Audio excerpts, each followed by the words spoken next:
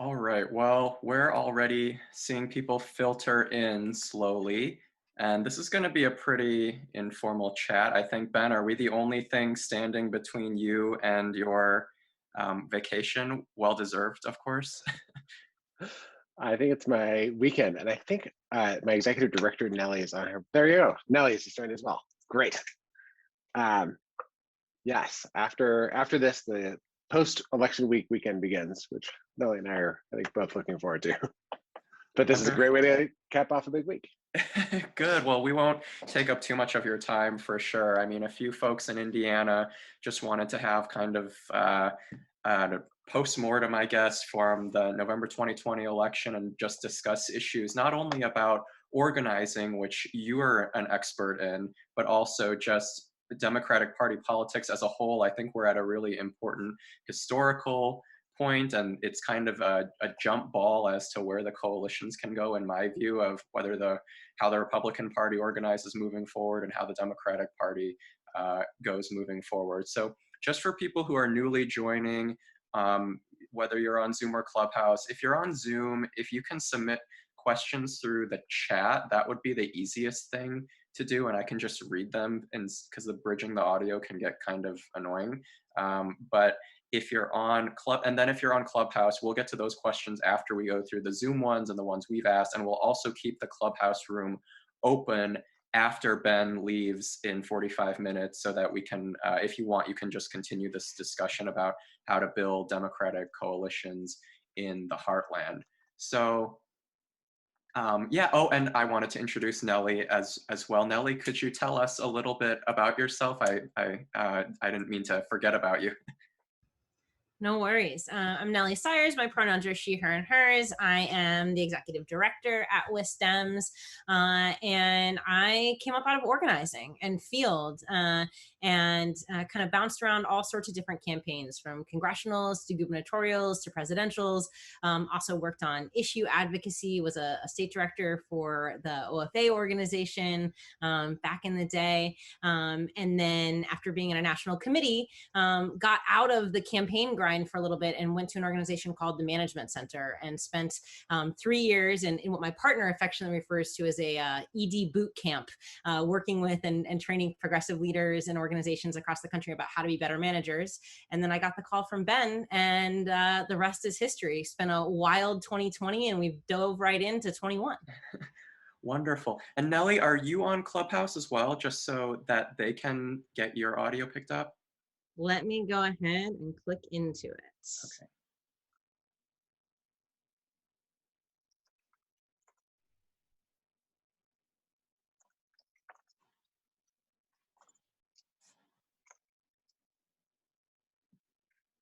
Okay. Okay. And then,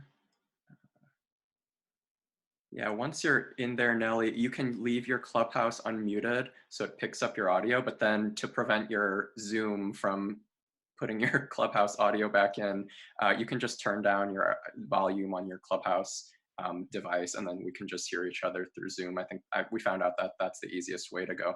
But other than that, it's 4:48, and we're seeing a few dozen people filter in. So we'll just go ahead and get started. If Nellie and Ben, if you don't mind, I guess we'll get started as to just telling a little bit about yourselves. What brought you to lead the Wisconsin Democratic Party? And can you tell us the state of the party that you kind of inherited, if that's the right word to use? I mean, post 2016, I imagine the morale was pretty low with Scott Walker, and all of his controversies, as well as being part of the blue wall that Trump brought down in the 2016 election. So just paint a picture for us as to what that was like and how rebuilding went about. Sure. I'm happy to jump in and tell the story up to the point, Nellie, when you joined the team at the end of 2019. So I'm Ben Wikler. My pronouns are he, his. I'm the current chair of the Democratic Party of Wisconsin. I grew up here in Wisconsin and got involved in campaigns starting when I was 11. Worked on, volunteered for and worked on congressional campaigns and local races, and turned out a governor's race. And I will say that the party infrastructure in Wisconsin has waxed and waned at different moments. But things really took a difficult turn after 2008. So the Obama campaign was amazing and pioneered this neighborhood team-based organizing style where organizers build teams of local leaders. And Nellie, as well, Nellie well knows, having been a regional organizing director on that campaign, building teams of local leaders who recruited volunteers. And by doing that, one organizer could work with multiple teams. The teams each would work with a ton of volunteers. And so it had this multiplier effect on building tons of field infrastructure. But after 2008, that became its own organization, OFA. And so that infrastructure didn't stay inside the party. And the Democratic Party Wisconsin chair from 2 chairshifts ago came into a party that was $50,000 in debt, had 3 staff, I believe, and was essentially a shell. The Walker years were really tough, and it was this roller coaster. There was a recall against Scott Walker, a terrible Republican governor, and Walker won 3 times, but Obama won twice in that period. Tammy Baldwin won, and then my immediate predecessor Martha Lanning came in, only to see the 2016 election where Wisconsin turned red for the first time since 1984. So in the spring of 2017, she did a big deep dive into how you build a party that can help win elections, and came up with the Obama model, except to do it within the state party. So hire organizers on a year-round basis, ask those organizers to build neighborhood action teams that recruit volunteers and have them go out and knock doors in their communities, and keep building those teams through 2017 into 2018, spring, summer, fall. In 2018, the state party helped to win a state Supreme Court race, which is something that had been a long time since that happened. And then that fall, I was at the time the DC director for MoveOn.org, the national progressive group. And I had been coming home to knock on doors in 2016, which is a very dispiriting experience. In 2018, that summer and fall, I spent several months in Wisconsin and got to meet all these people in these neighborhood teams that were doing totally amazing work. All volunteer. I would go into a house, they'd have the front door set up with a welcome desk, they'd hand you water, a packet, someone would train you, they'd give you your turf, send you out the back door, and then there was a whole routine for returning the packet because they've been doing this for a year and a half. And the state party knocked on more doors in 2018, twice as many doors as the presidential had 2 years before, and at half the cost, because it was doing it through this neighborhood team system that had been dormant since the Obama years, but was now back in force. So the then chair, Martha Lanning, decided not to run again. I ran in the spring of 2019, vowing to take that model and help to just keep blowing it up and supercharging it, and was elected, I guess, almost exactly 2 years ago. And so, there was a lot of stuff that I wanted to add to the party. We had a 1-person digital department. We didn't have a department doing digital work, so I wanted to build a digital department. We had a, I think, 2-person communications team at that time without a research team, and didn't have an HR team. Lots of things that I wanted to do. But the core of neighborhood teams that operated on a year-round basis, working with organizers to build power within their own community from the ground up, that I wanted to just expand and expand. And so I started doing everything I could to support that. And the number one thing I could do was find a regional organizing director who was find a executive director who believed in regional organizing directors, find an executive director who was a dynamite manager and leader and could work with us to supersize this operation. So we did a national search. I found Nellie, and Nellie, I'll hand it over to you about what you found in terms of our staffing and infrastructure when you came in late 2019. Thanks, Ben. Yeah, I mean, one of the things that made me kind of come out of my campaign retirement, I, had moved over to the other side, was obviously we had, Donald Trump in the White House, and I knew I couldn't sit on the sidelines, but hearing Ben talk about what he wanted to do with the state party. I had seen a lot of iterations of different models work to varying degrees of success. But as an Obama alum, I also saw what happened when the organizing didn't actually stay in the state and when it wasn't maintained.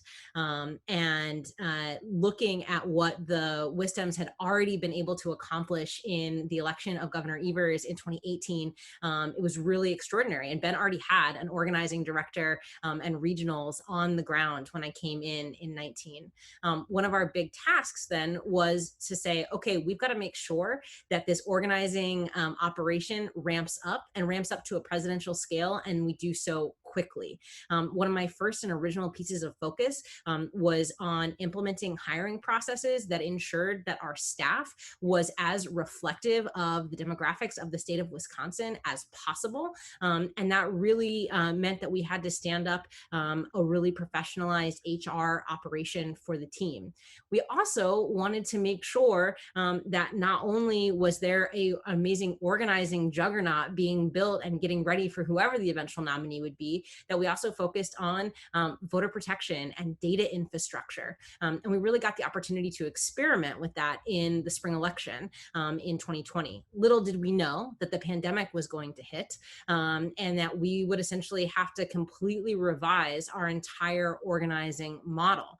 I was very lucky to inherit the team that I did, and then we just grew it substantially. The thing that I really focused on was making sure that we had a presidential professional level operation months and months and months before we actually had a clear nominee. And that enabled us to do something which I don't really know has ever been done, which is to fully integrate with the presidential campaign. By the time Joe Biden actually put his senior leadership and operatives in the state, we had organizing, we had voter pro, we had comms, we had that digital team up and running, and we were able to actually integrate senior teams. I started every single one of my mornings with our coordinated director and with Joe Biden's state director on the phone. And then our senior teams did daily stand-ups. That meant that we were able to maximize our resources. We were able to minimize redundancy. And we were able to move a lot more quickly because we were so integrated at the state level. We didn't always have to wait for national committees and the HQ of the campaign to make decisions quickly. That was obviously also spurred forward by amazing fundraising success that we had. Definitely credit to Ben and also to our entire digital team as part of that effort. But really having that year-round coordinated and that integrated so fully with the presidential was something that I think was just absolutely vital to our success. Wow, that's awesome. There's so much there, but I guess moving back a little bit, Ben, how you mentioned you were with Move On. And Move On just being, we have a question in the chat from Leanne Halka, who's an amazing advocate in the state of Indiana for a program called Hoosier Woman Forward. It's a specific program that trains Democratic women in the state to run for public office. And just clarifying, she asks, Move On is a C4. Can you explain how C4s can work with state political parties and be in compliance at the same time? It's kind of like a technical question there. Sure. So it's a great question. And Move On at this point has, I think, a C3, C4, a PAC, and a super PAC. So we have lots of different organizational entity flavors. The short answer is it depends on your state laws. And I don't know Indiana state laws that well. But I do know that in Wisconsin, there's actually a lot of room for the state party to work and candidate campaigns to work with organizations that have C4 entities if those C4s are doing what's called issue advocacy, meaning they don't use the words vote for this person or vote against that person. But if they say, Scott Walker is horrible on healthcare, call Scott Walker, then we can have a conversation with them about how exactly, who needs to hear that message and where to go with it. So we actually had a bunch of meetings with the lawyers for the different independent organizations and the state party where they talked to each other to figure out how do we make absolutely sure that we are all conscious of the laws, have the correct understanding of the laws, and then what are the ways that we can work together? What are the types of meetings we're allowed to have? And then schedule those to happen on a regular basis. And so, I think that's something that you can do regardless of what the laws are, get a shared understanding so that you don't have some people wondering why the others aren't talking to them, and then have clear ground rules for all the meetings that you do have so that everyone stays compliant. And then you fully utilize the ability to communicate in the ways that are allowed. That sort of legal structure winds up dictating where, what staff do in different types of organizations. And there's multiple configurations that can have different kinds of conversations. In the election that we just had in Wisconsin, the state superintendent of public instruction, I think, is a great example where there are all these different parts of the infrastructure were able to work in an additive way. But the really big thing is to build a kind of trust and alignment about the big vision that you share so that everyone doing the part that makes sense for their part of the kind of legal universe all adds up to more than the sum of its parts. And I think when I look at folks in states where things are working really well, there is that shared sense of trust and mission, and often people wind up working for different types of entities over time. Lots of states are in a different place where there's a kind of zero sum mentality, and there's a sense that everyone's competing for the same resources, so they're competing for credit and competing for sort of turf about the different pieces of work. If you can get to a point where everyone gets what everyone else is doing and is adding, you're going to be more effective at winning. That's actually a great segue to our next question. I see in the chat, and please, everybody, if you're on Zoom, feel free to just keep the questions rolling in through chat. Representative Terry Austin, the gaming queen of Indiana, who I had the privilege of working with and who knows gaming law so well. I guess this is a question more for Nellie, I would say. She asks, are there any suggestions for using or not using this model to help rebuild a county level party, this model being everything that we've referenced so far, but I think also just in reference to what you just said, Ben, with having everybody rowing the boat in the same direction instead of pulling resources apart. I personally think we have a huge issue with that in Indiana, with our House caucus battling the Senate caucus, and then the state party and candidate recruitment there was a really sloppy kind of mess in 2020, and I think we all suffered because of it, but not putting the blame on any one person, of course. But yeah, Nellie, especially with related to the county party structure, do you see how that can kind of be ported over, or is there a different approach you would take there? I mean, the subunits are vital. The subunits and the county party subunits are absolutely vital to the work. And there cannot be the divide between this is the state party and this is the subunit county party. I will be honest and say, I think that Martha Lanning laid a lot of good groundwork in helping overcome some of the kind of old mentality around that. And Ben and I inherited some good relationships there. And Ben has certainly built on that to a really large extent. In terms of like the year-round organizing model, year-round coordinated model, and everybody really rowing in the same direction, ensuring that the organizers are actually regularly communicating with county party leadership is essential. Our county parties love our organizers because our organizers love our county parties and they love those local electeds. You mentioned recruitment.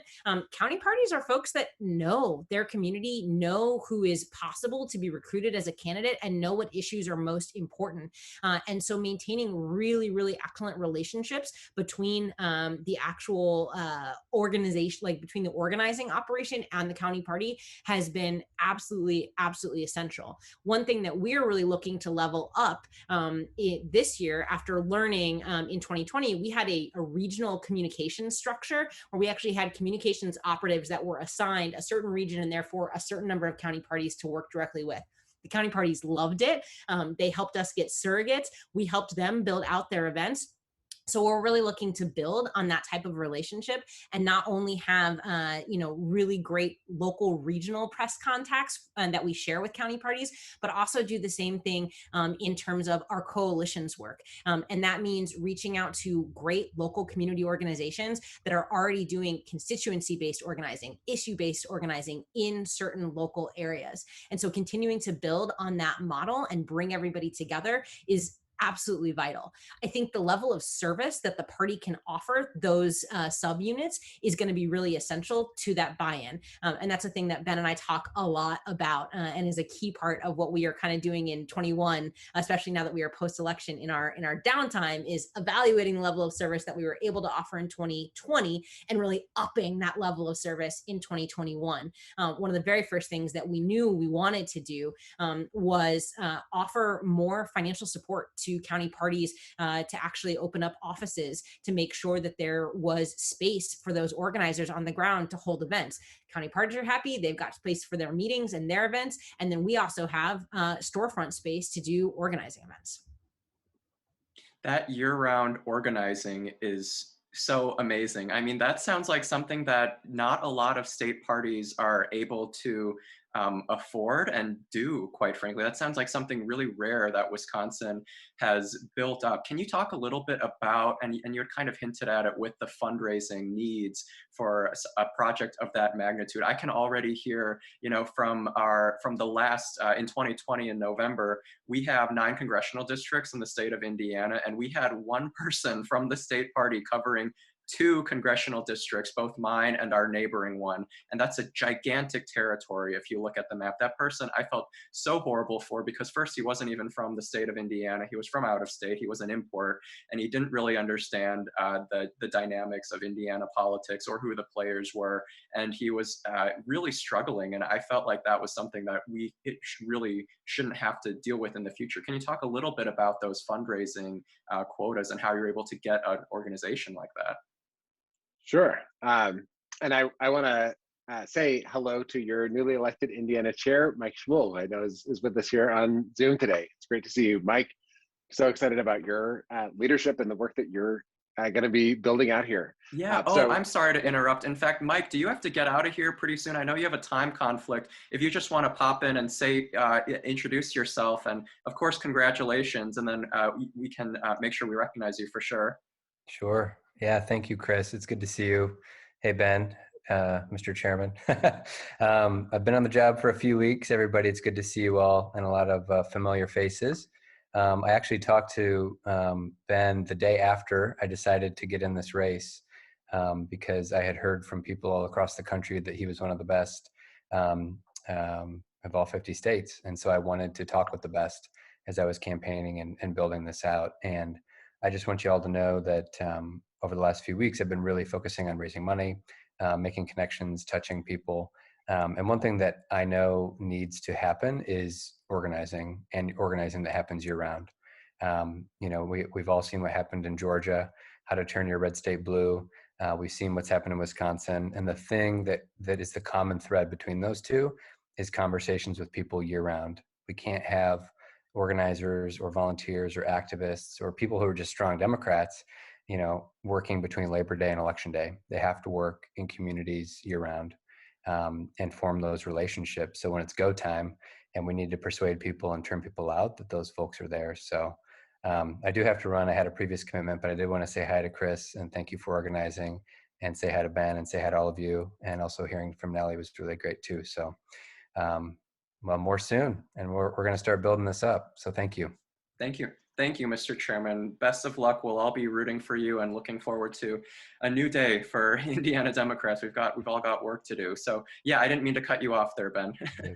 Not at all. Fortunately, you've got a chair who has a deep understanding of the model and a deep experience with fundraising at significant levels to support this kind of organizing and intensive engagement. Part of what we did in Wisconsin, the first thing is by having Nellie as executive director, we were able to really divvy up the work day to day. One thing my predecessor, carried on her shoulders was essentially a lot of the kind of ED management structure work and trying to fundraise at the same time. Nellie really drives the management of the team, has daily check-in and check-out senior staff meetings. I'm not on those. I have call time every day, so I am calling donors in Wisconsin and across the country. We partner on building out the strategy. I get briefed about every aspect of what's happening inside the party, but I don't have to figure out how to project manage and workload and help people problem solve and do all these things that are so vital to an organization's success, and also have to take time to be able to happen properly. So thing number one is to have a team that is able to divide and conquer these really big elements of doing the work. The second thing is having a multi-year vision that you can paint a picture of. My predecessor laid out a vision for organizing for 4 years through the 2020 election. When I came in 2019, laid out a plan all the way through 2023, and we're now in every speech I'm talking all the way through 2024 right now, because you have to be painting a picture of where you want to go, not just how to get through the day. And we have been able to build a base of some very significant donors who, there's one who came in with a 6-figure contribution, starting in 2017 and 2018 and kept on with that allowed us to hire the initial wave of organizers. And what I've really focused on, as well as building the relationships with major donors, is building a grassroots donor apparatus. If you follow me on Twitter, or if you're on our email list, you will see constant or very regular appeals to become a monthly donor. We now have thousands of people who are giving every month, and those recurring monthly contributions allow us to plan and to hire. So I think having a strategy, having a really high caliber finance team, and thinking about every category of donor and being able to make the case for what you're going to do and then deliver on those results and then make a case for something bigger. It's kind of bread and butter, but it's something that is actually unusual in state parties to kind of lay out a vision that plausibly has the kind of effect that you want to have with a year-round organizing program. Often people are, staying in the same order of magnitude that they've been in, which just isn't big enough to be able to have a meaningful move the dial effect on election outcomes. Our budget for the last couple of years has been 10 times what it was, 5 years ago. And that has allowed us to do stuff that makes people actually think it's worth making those contributions and then keep giving, and raise the ambition and then deliver on the plan, I think would be the core, and have enough time to actually make those calls and follow up on them all. Those would be the three big ingredients. Wow, that's amazing. I think that there's also kind of backtracking to how we started with, we want the year-round organizing, and I think we're all on the same page about that, but we need the funds to do it. And then the next level down is, if we want to raise money, we need to be able to recruit really great candidates. And that's something specifically in Indiana, I think we've had a real struggle with. I mean, Wisconsin's a bit more of a swing state, very important to the Electoral College and now to the Senate. In fact, I know we have Todd Young up for re-election in Indiana in 22, but they've got Ron Johnson, who is just, very, very nutty, I would say, on a lot of issues, and very not even trying to be kind of moderate like Rob Portman in Ohio, not even trying to thread that needle, and really going vociferously against a lot of democratic principles. So just a pitch for defeating Ron Johnson. In regards to the candidate recruitment, is there something that you found that maybe we might be overlooking in a red state like ours, that it's difficult to get these motivated individuals, and something you would recommend? So I think a few pieces on this. We have a recruitment table. So there's an organization called Wisconsin Progress, which is an independent group that gets deeply involved in primaries, including nonpartisan local races. Emily's List is deeply involved in candidate recruitment, the legislative caucuses, and then the state party sits at that table. The biggest way that we're involved in, and then Emerge, which is an extraordinary group that works to train women candidates for office and has alums at every level of state government now. So having a kind of multi-group approach with different organizations that have different relationships in different communities is, I think, really key. The state party in Wisconsin constitutionally is required to be neutral in primaries. So in a situation where there's multiple people, the state party steps away. And that's one reason why it's so important to have these other entities involved in those different pieces. Having folks with high emotional intelligence who get directly involved and talk to potential candidates and make the case to work with them makes a really big difference. And, if you look now at like a lot of candidate campaigns and the consultants and different people, often they're folks who came in through these different entry points with the candidate recruitment infrastructure. And so there's a kind of a pipeline to help move people along, and people, are able to maintain relationships while they move into different roles for higher office. We're working from a plan right now that spells out Badger. So the B is build the bench and build the party. And it's an intentional focus on recruiting folks and supporting folks running for school board and county executive and county board and these very local offices across the state. We elected dozens of them in our statewide election this Tuesday. And then it moves into the higher level work, especially in fall elections. A lot of our local races are in the spring. So I think my two big things would be have multiple players at the table that specialize in the pieces of the equation that they can do. And secondly, look for folks involved in recruitment who can spot, have the kind of like emotional intelligence to be able to spot really strong candidates and also be able to persuasively make the case to them for why it's worth it, and then provide them the support so good candidates in tough districts who lose don't burn out and decide never to run again. And I think that last piece, especially in, there's parts of Wisconsin that are like parts of Indiana where it's really hard for Democrats to win, giving people the kind of support and backup, even if it's just checking in regularly to make sure they're feeling okay, that can help people to stick with it even when it's tough. And speaking of that pipeline that you had mentioned, Ben, we have another question from Leanne. Again, for those who missed it the first time around, she runs Hoosier Woman Forward, which is an awesome group in the state of Indiana that helps recruit for Democratic women to run for office. Nellie, this might be a little bit more geared towards you, but I think Leanne knows something about the county chair election process for Wisconsin's party and how it's maybe different from Indiana's, because she asks, I had the pleasure of getting to talk to Martha Lanning, and she explained how often you guys elect county chairs and how you do it, which is a bit different than ours. Can you explain how your county chairs are elected in Indiana? I'm just trying to dig into whether there are any structural barriers that are unique to Indiana. So in Wisconsin, we are actually changing some of the structure. And this year at our state convention for officers, we are taking on ranked choice voting for the very first time ever. So it is a little bit of a new ball game. I will mention, though, that at the county level, depending on the county, not everyone has the same election at the same time. So some of the county parties overturn their leadership at different times in the year. So it is not one massive churn all at the same time. So that is something that is a little bit different and unique. There are a couple of other states that do it that way in particular. But at the party, at the state level, we really, really try to help and offer, again, that level of service through party affairs to make sure that whether you are a first-time county chair or a long-time county chair, that you have access to the resources that you need. And that can sometimes look like, staff that you can call up and talk to about things and issues that are happening and questions that you have on complicated constitution and bylaws.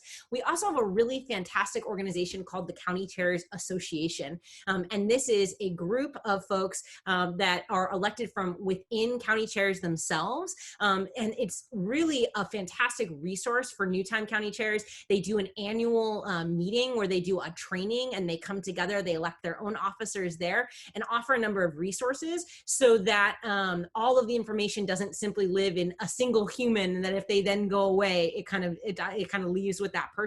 That kind of institutional knowledge that the County Chairs Association has is also really, really essential to the long-term success of those subunits. That's amazing. Wow. I think that, I see another comment in the chat. We have Edie Hardcastle from Southern Indiana, Vanderburgh County, I believe. And she said that we gave to Wisconsin Dems for your amazing virtual events like the table read for The Princess Bride. And for those who weren't aware, they did have a fundraiser. Was it with the cast of Parks, or was that a separate thing, the Parks and Rec cast? We had, Yeah, that was us too. We had Parks and Rec. Princess Bride, though, Ben, you have to talk about. Princess Bride is Ben's favorite movie. Yeah, I grew up obsessed with the movie Princess Bride. My sister's favorite movie, so it was bigger than me. So it became my favorite movie starting, I guess, when it came out when I was 6, and I watched it over and over, memorized the whole thing, got my teachers to play it in school, quoted it as my sister's wedding toast. So we had an event during the Democratic National Convention where one of the stars of the West Wing TV show, Bradley Whitford, he was from Wisconsin, and he had a long history of doing stuff with the state party.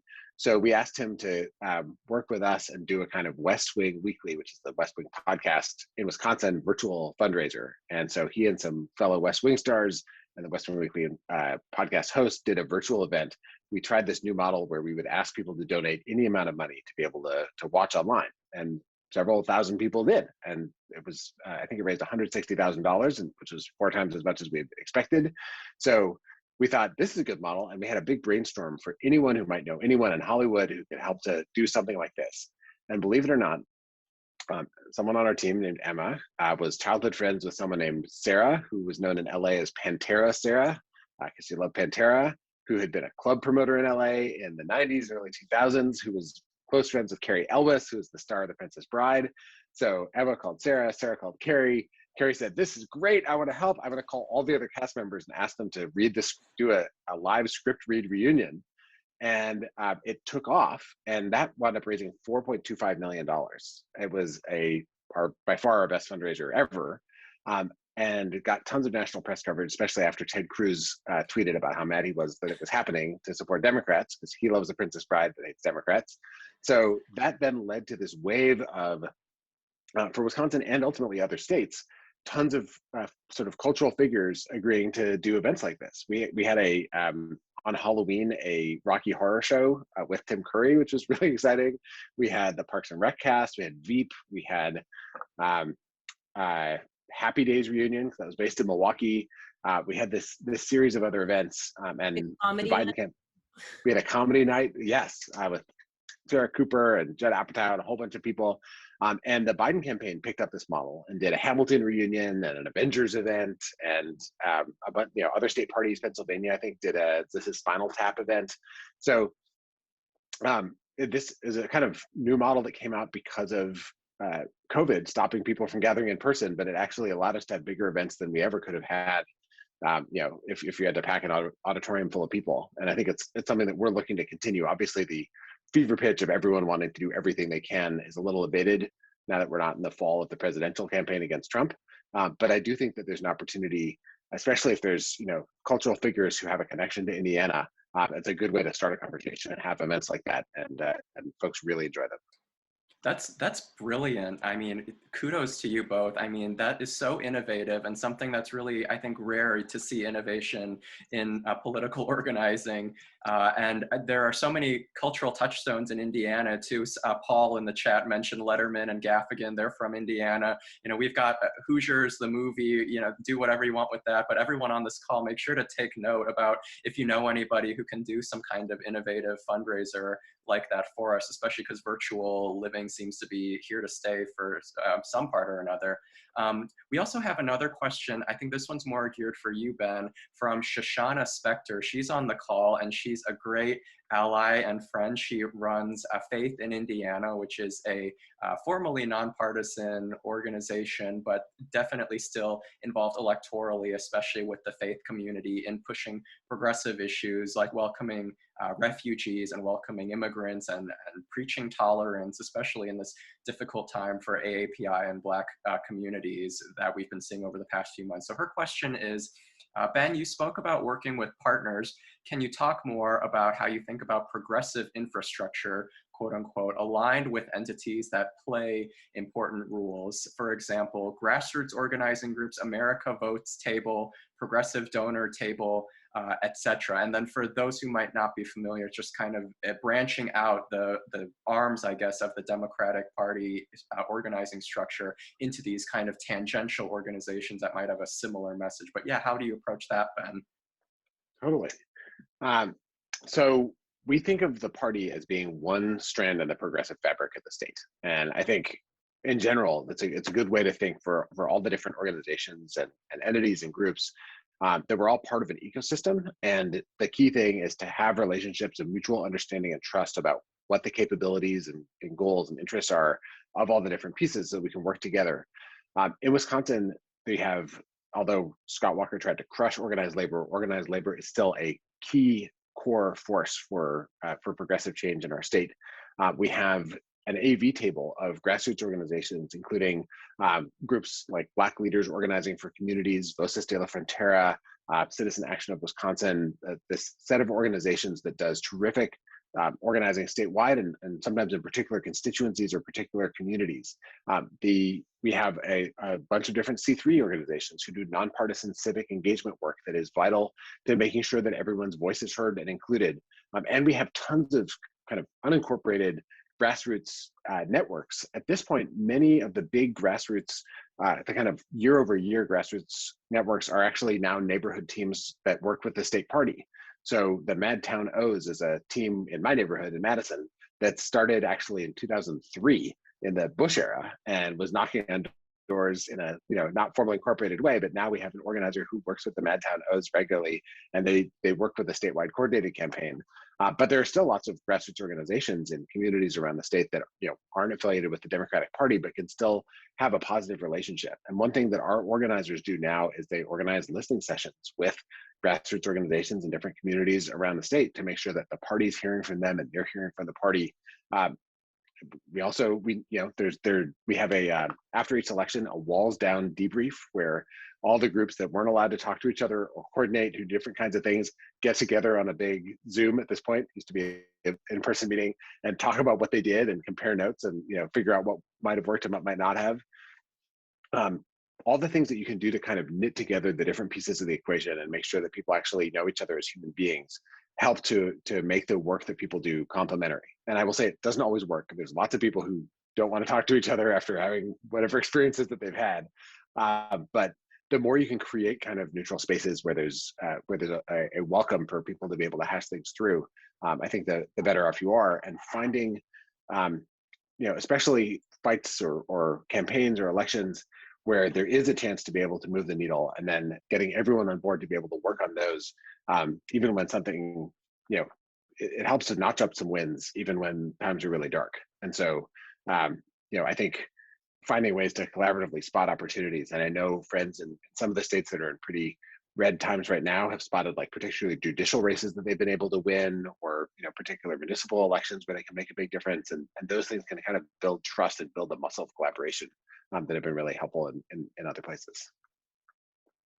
Awesome. Yeah, well, we've got time, I think, for maybe one more question in the 5 minutes. Again, we're the only thing standing between Ben and Nellie and their weekends after having run the election of this past week in Wisconsin. So I would say, stepping back a little bit from the organizing questions and the kind of the nitty gritty of how do you stitch together all these different coalitions and how do you go forward on that, your vision for the Democratic Party moving forward, I kind of think we're at a crossroads culturally in that the Republican Party is really angling very hard to get the working class vote and claim the working class, quote unquote, as their own, based on a few cultural issues like wokeism, cancel culture, liberal corporations and liberal media, and they're all against you, but the Republican Party is standing for you guys, the working class, when, we all know in reality behind their backs, they're voting for all of these huge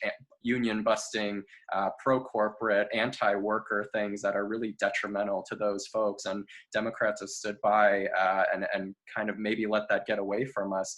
Can you maybe speak a little bit about Nellie and Ben, both of your visions, just to wrap it up, for what you think we need to do moving forward, and how do we balance these coalitions? Do we go one way or the other? And if we need to do both, how do we do that?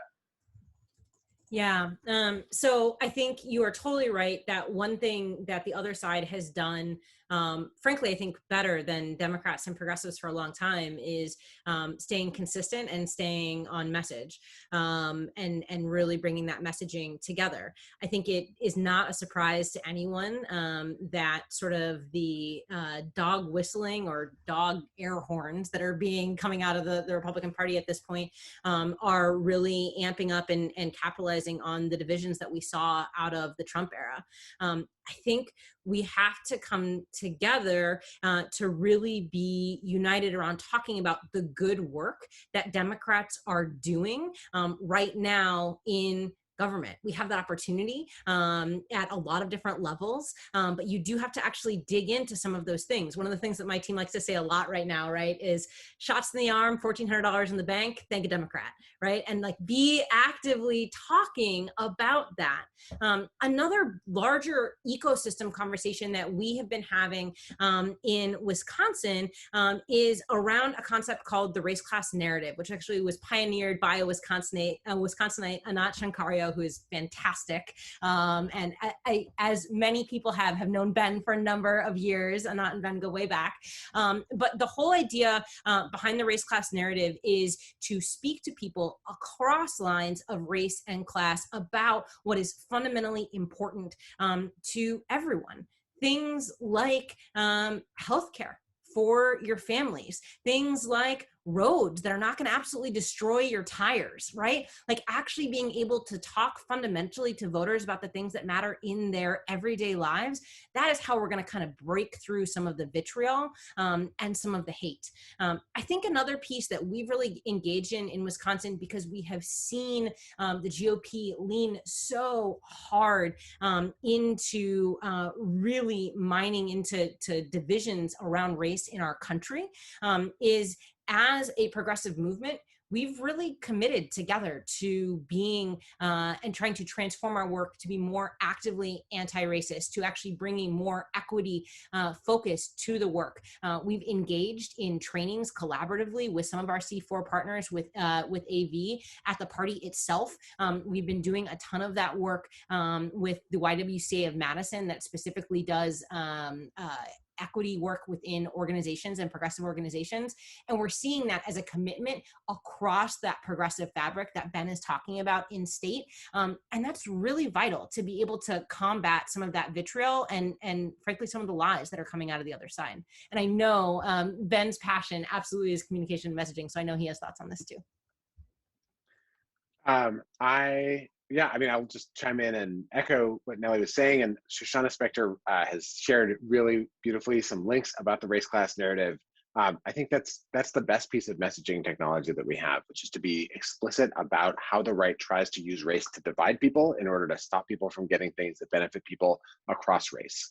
The kind of messaging framework is always start with a shared value.